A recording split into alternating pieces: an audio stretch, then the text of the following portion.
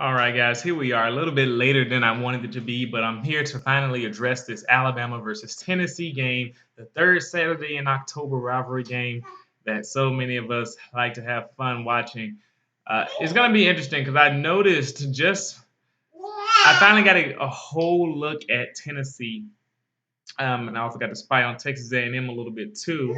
They're both Alabama opponents they both were undefeated until Tennessee lost this last game. But just to focus on Tennessee and not to get into much into Texas A&M, I'll say that for next week. Tennessee actually looked better than Texas A&M to me as I watched that game, and even statistically, it goes in that direction to show Tennessee outgained them in total yards.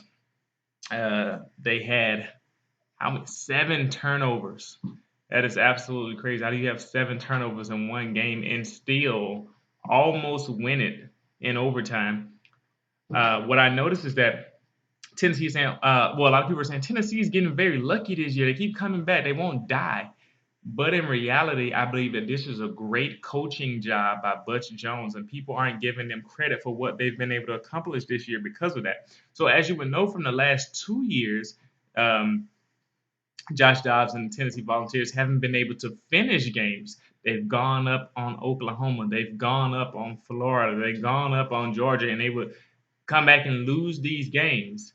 And it seems that whatever happened in between that time and this season, I guess in the off season of this year, Butch Jones must have been in those players' ears saying, "We have to finish. We have to finish. We have to play each game to the fourth quarter." Ironically, though, I think that's caused them to be a little bit complacent in the first half of games, which is why you see them keep being down and then coming back to play tougher in the second half, which it sort of kind of worked out for them this year, ironically enough. So I'm just saying that to say I'm impressed with this Tennessee team, although they probably should put together a complete game because if not, they're not gonna beat Alabama playing like that, and I don't think they're gonna beat Alabama anyway. But just to highlight some of their strengths in this little preview here, Josh Dobbs, he's a very good decision maker. He's gotten better and better over the years. He's a senior now, so that makes sense. He's a smart kid, doesn't make a lot of mistakes. So I would like to see him get rattled more, but he just doesn't do it. And so even with the pressure, I wonder if he's going to have maybe like an Austin Allen type mentality, just keep taking the hits and keep making your throws and see what happens.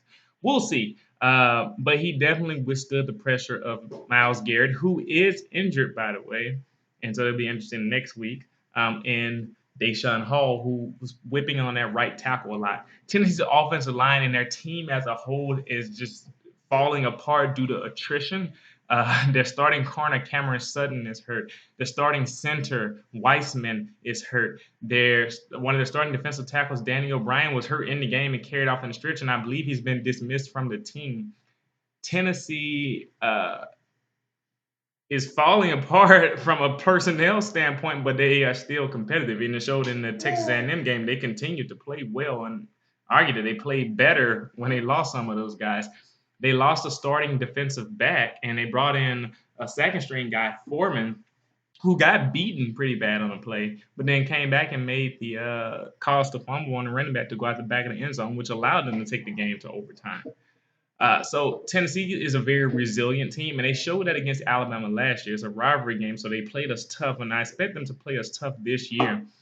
With that being said, like I said, Tennessee has all these injuries. I don't think they can actually stack up to Alabama.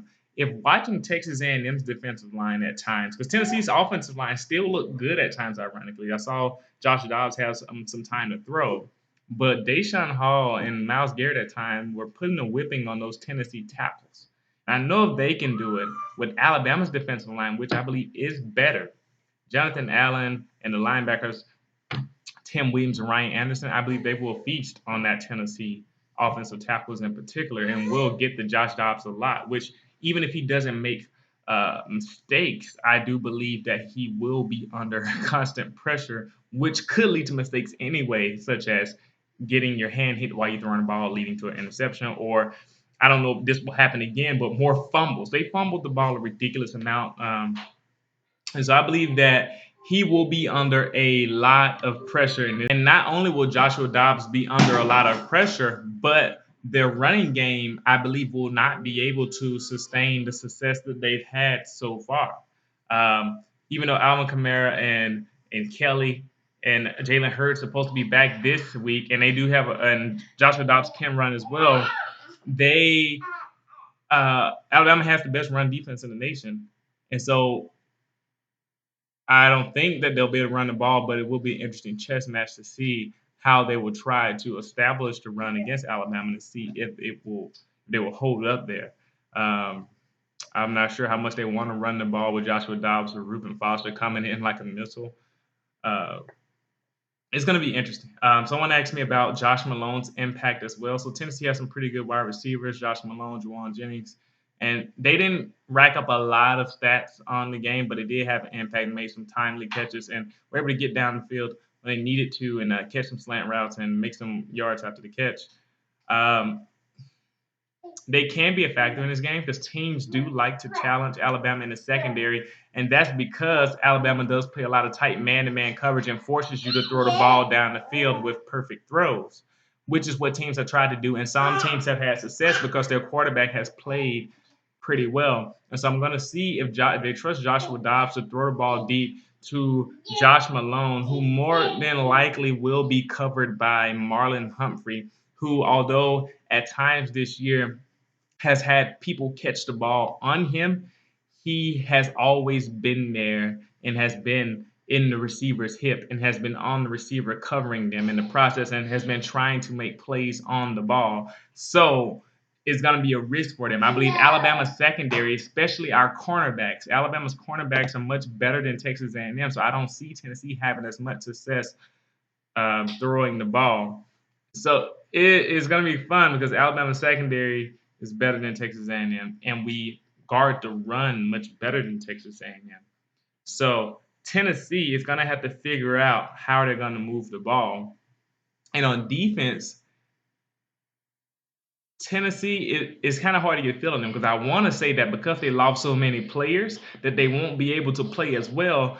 But they lost players and still played pretty well in that game, even though I did notice that their secondary had to become a little bit more conservative in that game when they had to bring in Foreman to back up because he wasn't as much of a veteran presence. Not to mention they already have one starting corner. So basically, there's two starting corners out, and Alabama is going to have a decision on whether they want to let Jalen test those cornerbacks in this matchup.